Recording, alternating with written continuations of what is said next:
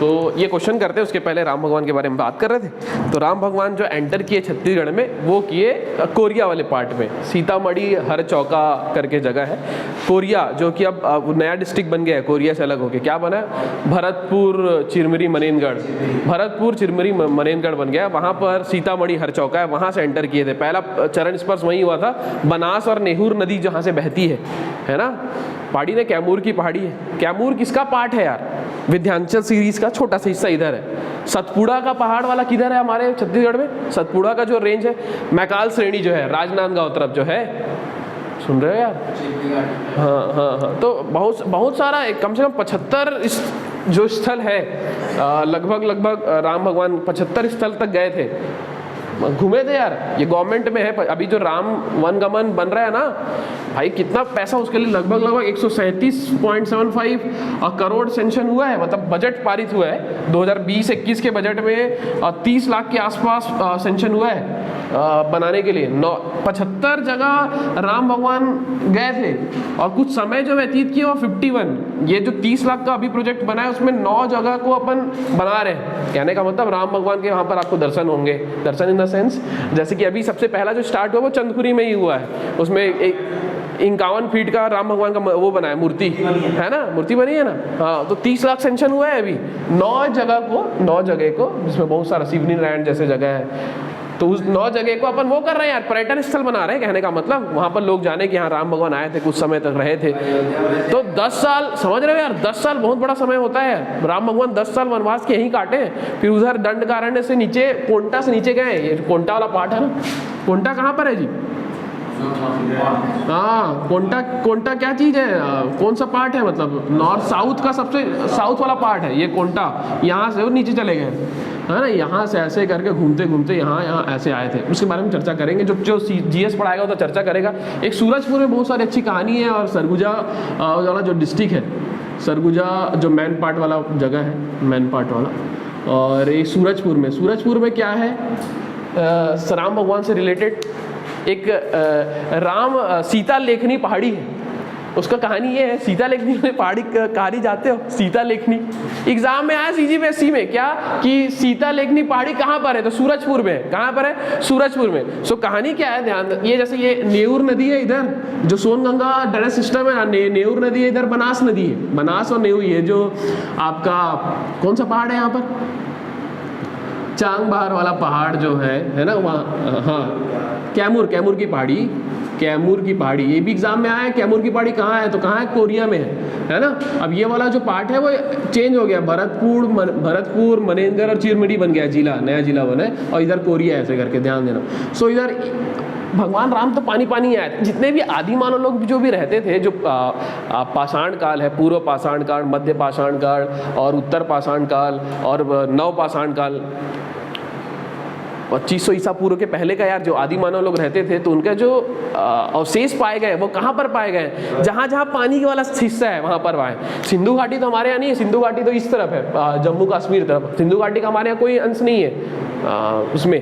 तो ये जो पाषाण युग है, जहाँ पर आदि मानव लोग अपना हथियार बनाए, धीरे धीरे डेवलप हुआ ना यार। पहले पत्थर से बनाए, उसके बाद फिर लोहे से बनाए, तांबे से बनाए, और उनका जो हथियार है वो भी पहले बड़ा हुआ था, फिर छोटा हुआ, फिर ब्लेड जैसा हुआ, धीरे धीरे डेवलप होता गया उनका था। तो ये सारा जो चीज़ उनको दिखता है वो कहाँ का दिखता है? जहाँ पानी वाला सिस्टम है वो धीरे धीरे, पहले तो खाना बदोश थे ना यार, तू खाना बदोश गाना है ना एक, खाना बदोश थे, जहाँ यहाँ कर रहते थे।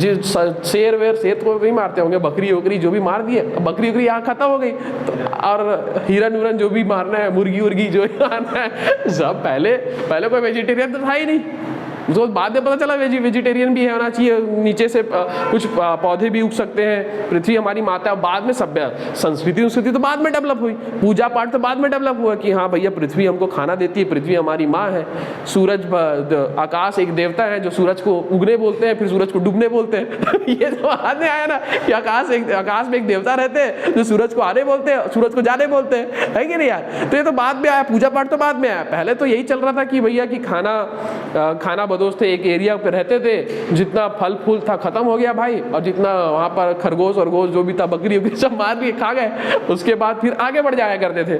फिर बाद में नदी के पास वो रहने लगे, नदी के पास रहने लगे। उनको पता चला नहीं भैया यहाँ से कुछ खेती भी किया जा सकता है, इसमें कुछ बीज डालोगे तो कुछ पौधे भी आएंगे, उससे आप उसको भी खा सकते हो। बाद में आग की खोज हो गई। आग की खोज तो एक ऐसी हो गई, आग का कोई खोज कोई नाम साइंटिस्ट थोड़ी ना यार, वो तो ऐसी खोज हो गई, आग के 2 पत्थर के रगड़ने से खोज हो गया। फिर वो नदी किनारे बसने लगे, थोड़ा सा ऊपर हाइट में रहते थे, नीचे खेती उदी करते थे। तो जितने भी आपके पास चाहे कबरा की पहाड़ी हो, सिंगनपुर की पहाड़ी हो, सब रायगढ़ में है। जितने भी महानदी वाला हिस्सा है, ये सब हिस्सा, यहीं पर बस्तर वाला जो हिस्सा है, ये जहाँ जहाँ पर पानी ज़्यादा है, घाटी जहाँ पर है, वहीं पर आदि मानव के शेष मिले यार, शैल चित्र जो मिले हैं। शैल चित्र मतलब जानते हो? हाँ, गुफा उफा में अपना, हाँ गुफा उफा बना रहे, सांभर बना दिए, सांभर यार दौड़ रहा सांभर, उसको देख के बना दिए। समूह में भी रहते थे। होमो सेपियंस जो बाद में बने, उसके पहले तो बंदर जैसे ही थे ना यार हम लोग। बंदर जैसे थे, पीछे चलते थे। तो ये समूह में रहते थे लोग, तो उसका समूह चित्र मिला है, लोगों का समूह चित्र मिला है, सांबर मिला है, छिपकली का चित्र मिला है। जो आसपास रहता था उसको उन लोग उस पर उकेरते थे, ठीक है ना यार। तो राम भगवान वाले कहानी में आते हैं। सो राम भगवान जो है वो ये दक्षिण कौशल वाला हिस्सा था, समझते हो ना यार। इसके पापा का नाम क्या था? कौशल्या के पापा का नाम कौशल्या, माता कौशल्या है। कौशल्या कोई हीरोइन नहीं है, माता कौशल्या। तो भानुनंद कुछ नाम था ना, अरे भानुनंद नाम था, भानुनंद थे, दक्षिण कौशल के राजा थे। ये पहले पूरा कौशल हुआ करता था यार। उसके बाद जब अच्छा डेवलप हुआ तो ये जो विंध्याचल वाला श्रेणी है ना, उसके नीचे वाला दक्षिण कौशल बन गया, उसके उधर वाला उत्तर कौशल बन गया, गंगा तरफ वाला यार उत्तर कौशल बन गया। सो यहाँ पर एक जो उत्तर कौशल के जो राजा थे वो कौन थे? राजा दशरथ जी थे यार। और दक्षिण कौशल में भानुनंद थे, और दक्षिण कौशल में माता कौशल्या का जो उनकी बेटी थी माता कौशल्या, उनके साथ उनका शादी हुआ था।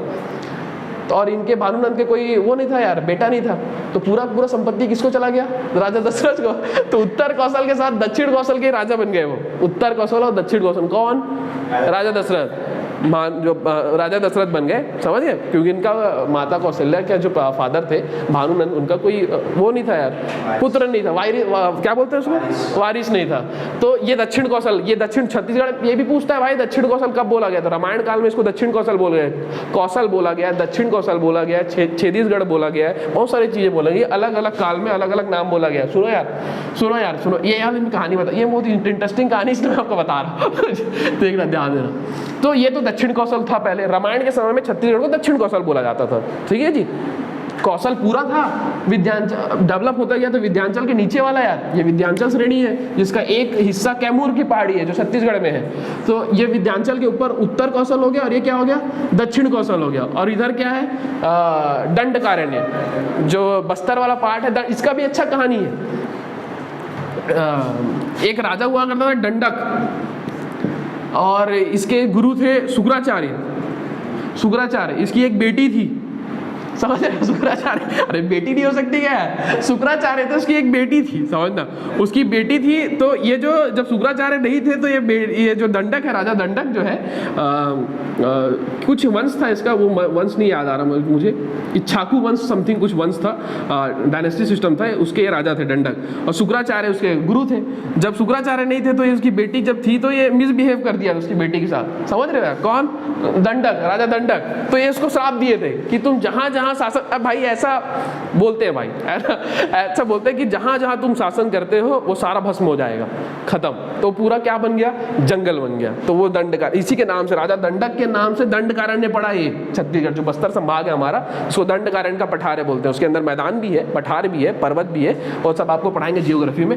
तो ये तो दंडकारण्य था। ये मैं बात कर रहा था, किसकी बात कर रहा था? दक्षिण कौशल। पहले कौशल हुआ करता था, फिर विंध्याचल के नीचे जो हमारा छत्तीसगढ़ हिस्सा है वो क्या बन गया? दक्षिण कौशल। राम भगवान जब वनवास में 10 साल बिताए भाई, 75 स्थल तक घूमे, 51 स्थल में कुछ समय व्यतीत किए, और अभी 9 ऐसे प्लेसेस छत्तीसगढ़ में 30 लाख रुपए अभी सेंक्शन हुआ है। 137.75 करोड़ जो है टोटल सेंक्शन हुआ है राम पथ वन गमन को डेवलप करने के लिए, पर्यटन स्थल बनाने के लिए, समझ रहे हो?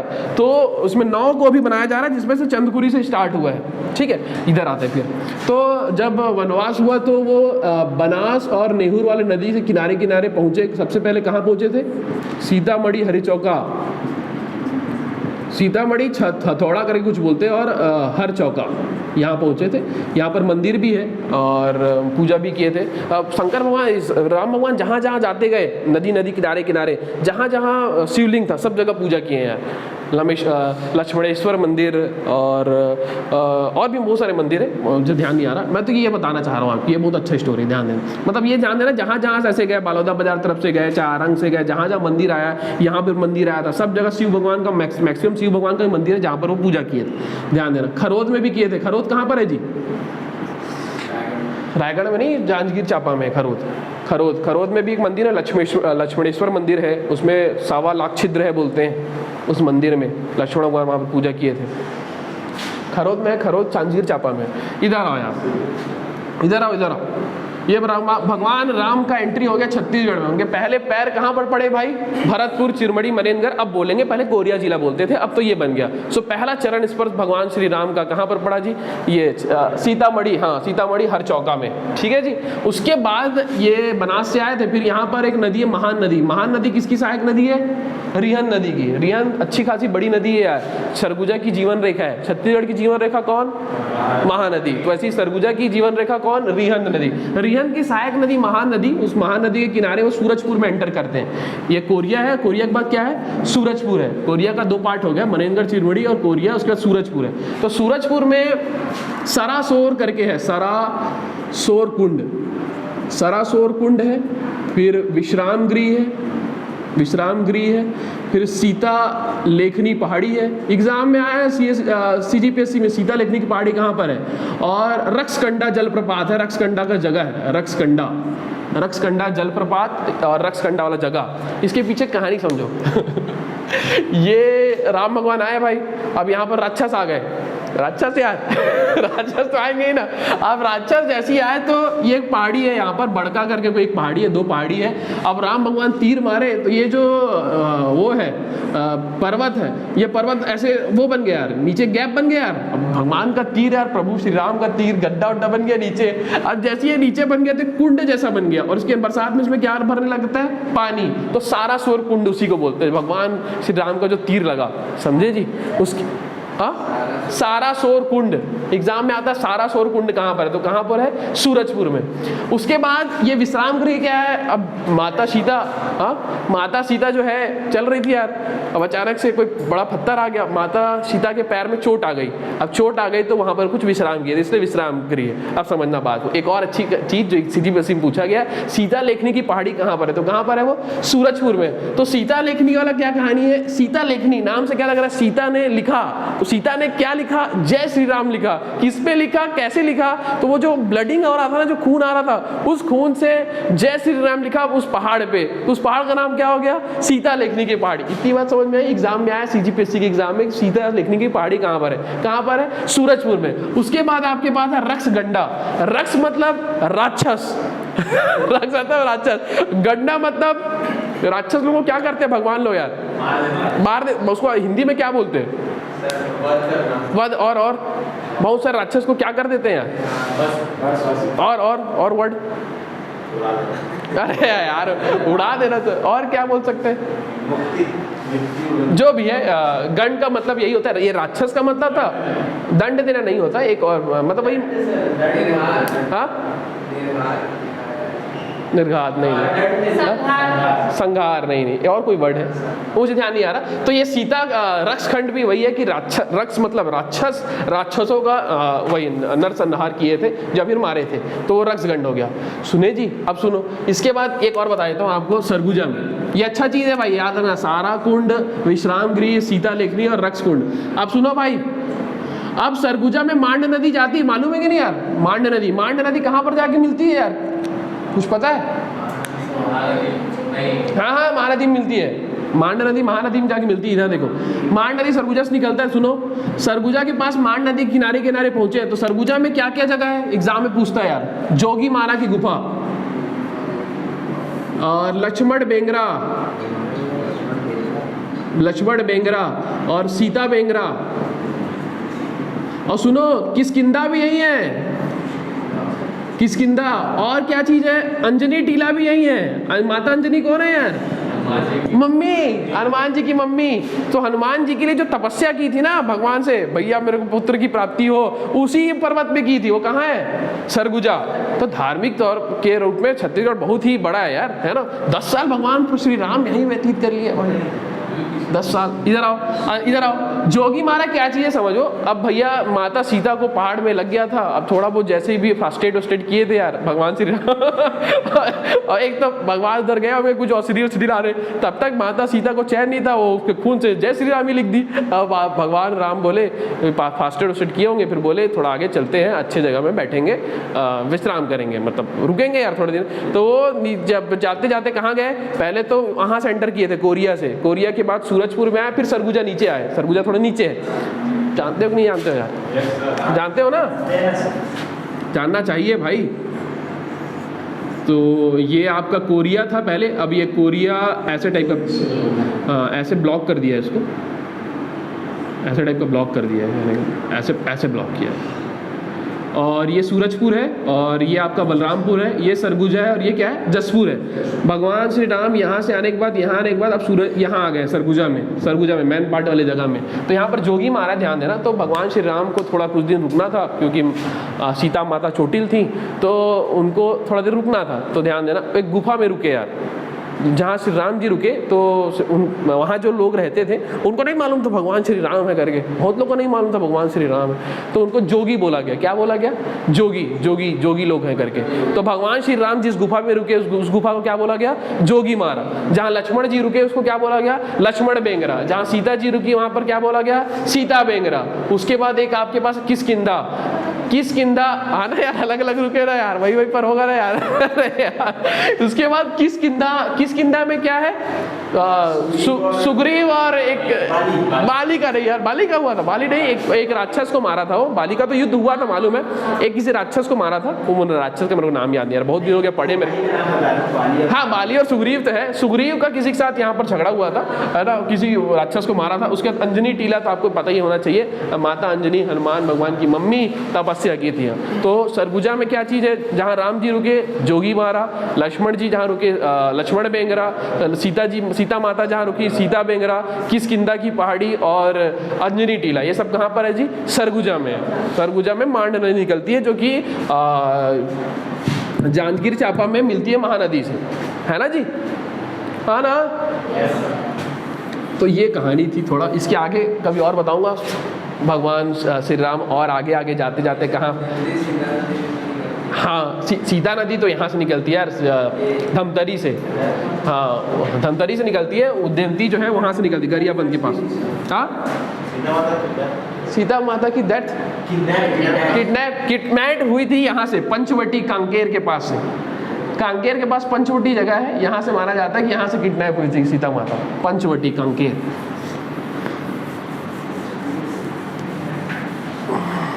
चलो यार फ्लूइड मैकेनिक्स कभी और डिस्कस करेंगे इस पे अच्छे से, और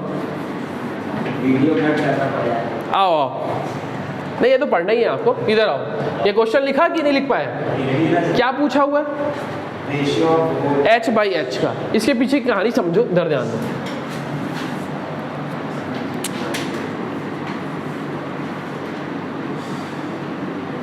ये ऑयल है जी, ऑयल की डेंसिटी पानी से ज्यादा कि कम, अरे कम भाई, ऑयल तैरता है ना ऊपर, ऑयल की कम रहती है, ऊपर तैर रहा है भाई। ये ऑयल है और ये पानी, ये ऑयल है, ऑयल है, और ये पानी है, पानी है, पानी है, ये पानी है जी, पानी पानी पानी, क्योंकि ब्लू है पानी, अरे है ना यार ब्लू पानी।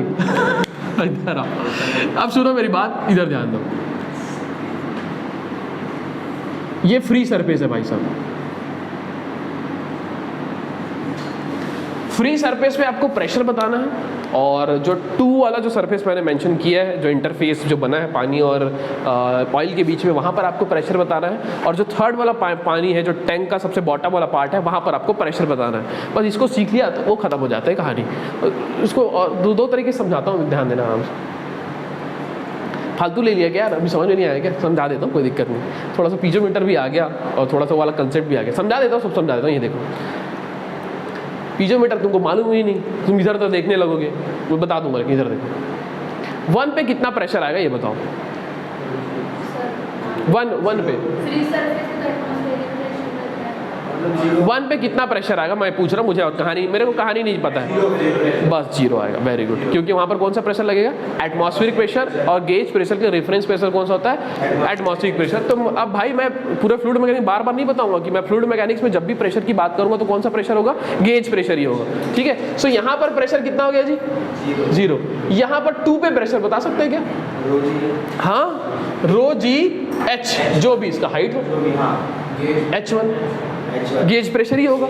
सो ऑयल के कारण इस 2 पे इतना प्रेशर लगेगा, रो जी एच। रो किसका रहेगा जी, मेरा ऑयल का, जी तो ग्रेविटेशनल एक्सेलरेशन है, और वो ऑयल जितने हाइट तक है, इस 2 पे सब जगह एक ही प्रेशर लगेगा अनमोल भाई, की अलग अलग लगेगा, एक ही लगेगा। हाइट अगर सेम है तो एक ही प्रेशर लगेगा। उसके बाद अगर 3 पे अगर मैं प्रेशर की बात करूँ तो क्या आ जाएगा, हाँ, P3 में अगर मैं बात करूँ तो पानी के कारण जो ये लगेगा H2 अगर हाइट मान लूँ, H2 अगर हाइट मान लूँ तो पानी के कारण इतना प्रेशर लगेगा। पानी के कारण कितना प्रेशर लगेगा, rho of the water, rho G H होता है ना प्रेशर का फॉर्मूला, रो जी एच कितना हो गया H2 और प्लस कितना हो गया यहाँ पर जो आपके पास प्रेशर था P2, सुन रहे हो जी।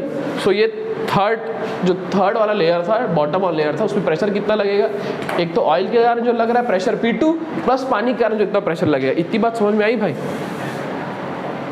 आई कि नहीं आई, इतनी बात समझ में आई। इसको छोड़ो, इसको भी बताऊंगा, अभी आपको कंफ्यूज हो जाएगा, पहले पूरा कहानी बता दूं, क्या बता ही दूं, चलो बता ही दूं, चलो बता दो। इधर आओ, इधर देखो, इधर देखो, ये समझ में आया कंसेप्ट। अब देखो बता ही देता हूँ, 3 immiscible liquids of the specific density as rho, 2 rho and 3। Immiscible कहने का मतलब क्या चीज़ है जी, मिलेगा नहीं भाई, कितना भी मिलाना चाहो मिलेगा नहीं, दोस्ती तो होगा ही नहीं, इमिसिबल है, ये यहीं रहेगा, ये यहीं रहेगा, और ये पूरा इसके अंदर फील हुआ है, ठीक है जी। सो ये तो हमको समझ में आ रहा है, जितना आपने बोल दिया ये समझ में आ गया। Are capped in the jar, ये भी ठीक है जी।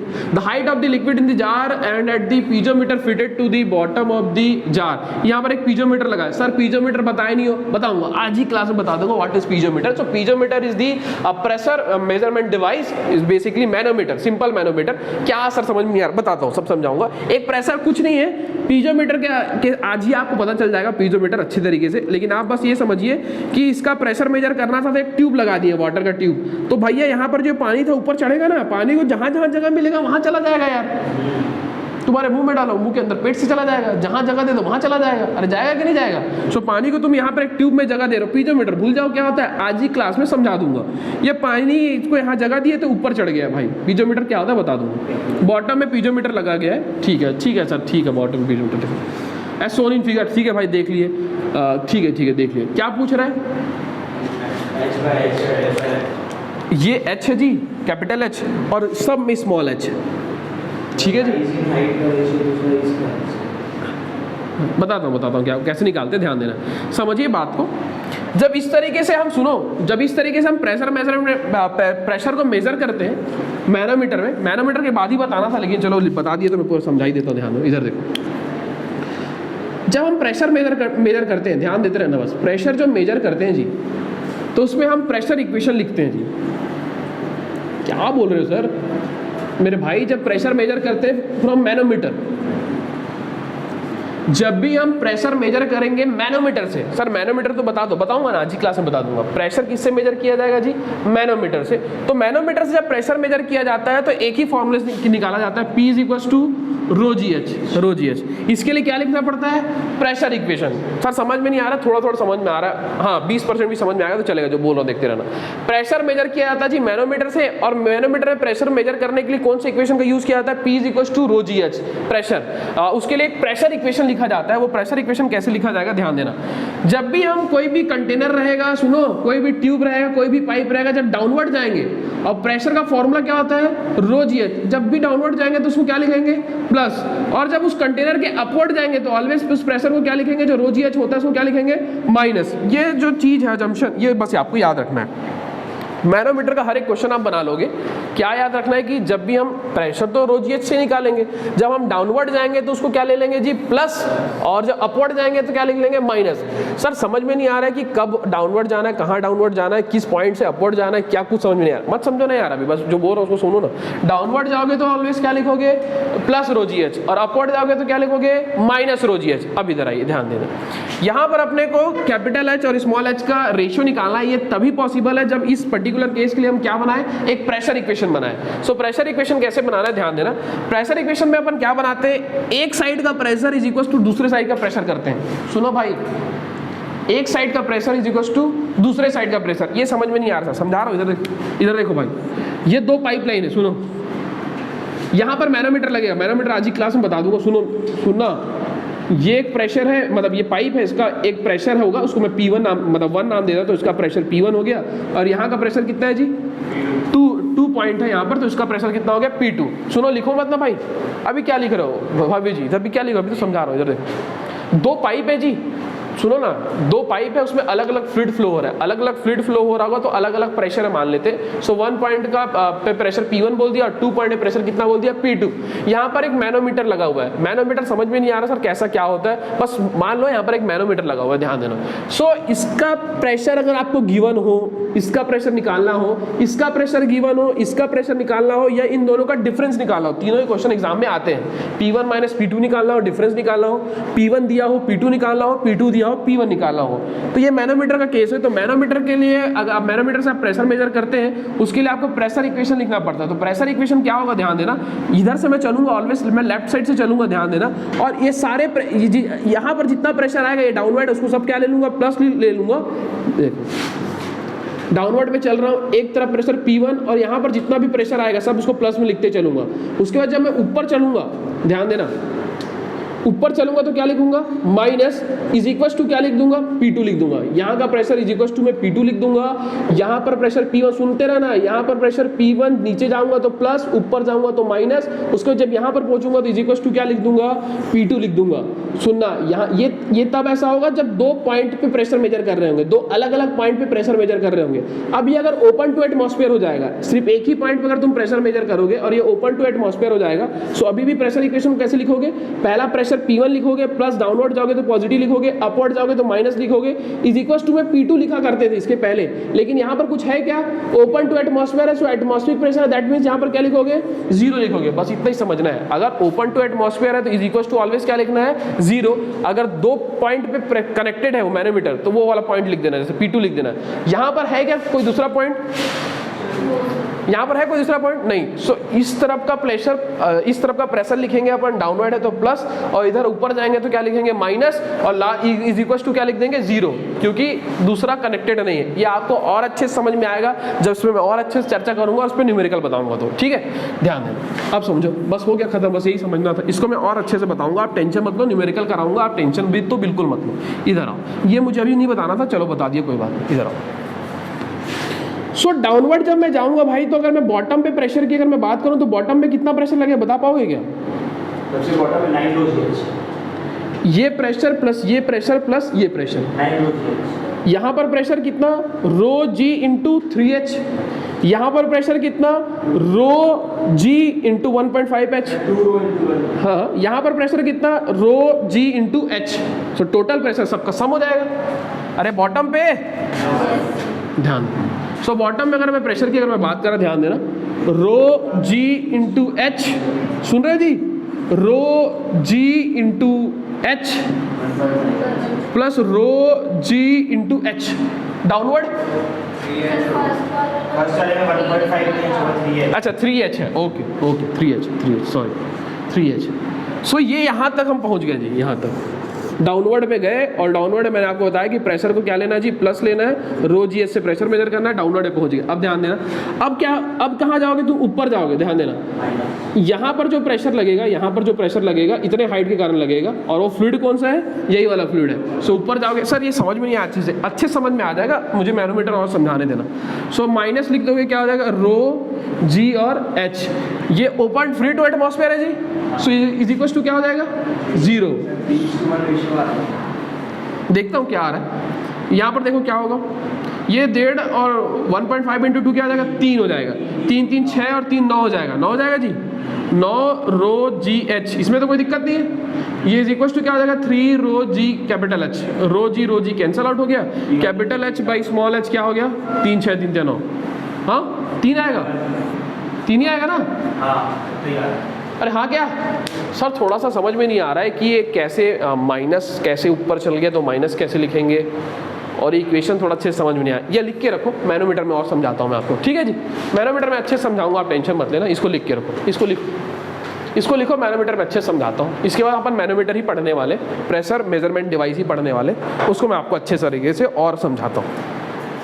डाउनवर्ड जाना है तो ऑलवेज प्लस लिखना है रो जी एच, अपवर्ड जाना है तो माइनस लिखना है जी, माइनस रो जी एच।